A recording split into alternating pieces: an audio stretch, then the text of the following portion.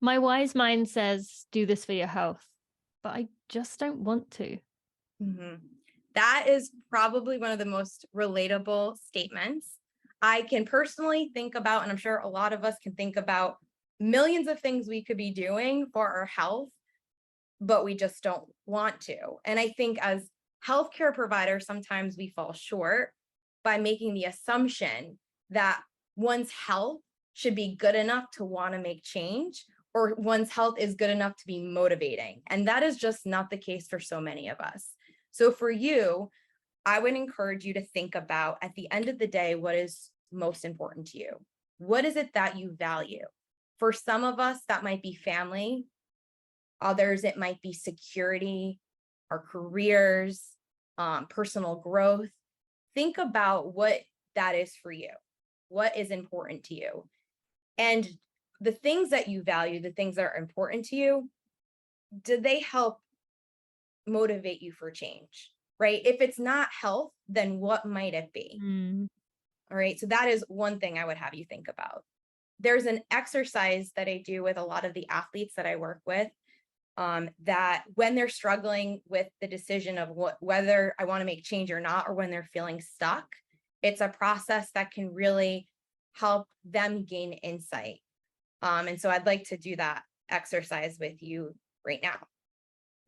And so what that exercise would be is grab a piece of paper and you're going to divide that paper into fours.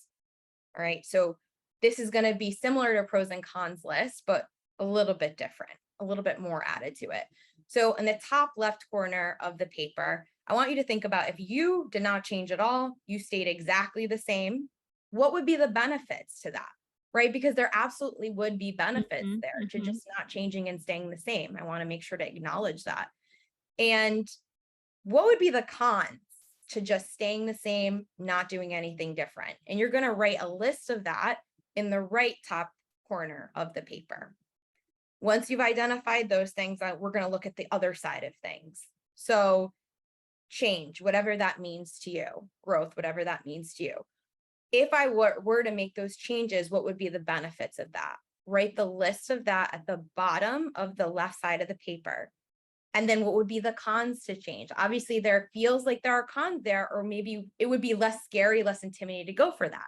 So what are the cons to possibly changing, and writing that in the bottom right-hand corner of that paper?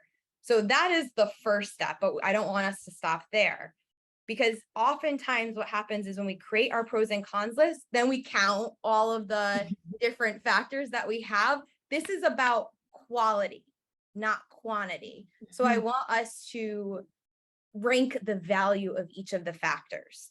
So for example, if I put health somewhere on there, I would rank it from a scale 1 to 10, 10 being this is so valuable and so important to me. So health, for example, maybe it's kind of important, but it's not extremely important. So maybe we rank that something like a 4 or 5. And I want you to do that for every single factor on that sheet. So now you've identified the factors and how important it is to you. So the next step is simply putting that piece of paper down and looking at it, reading it through, see what sticks out to you, see what you notice, and see if that moves you towards change, if that feels motivating to push you towards change, or staying the same. And if you're not ready, if this paper is suggesting you're not ready, that's also okay.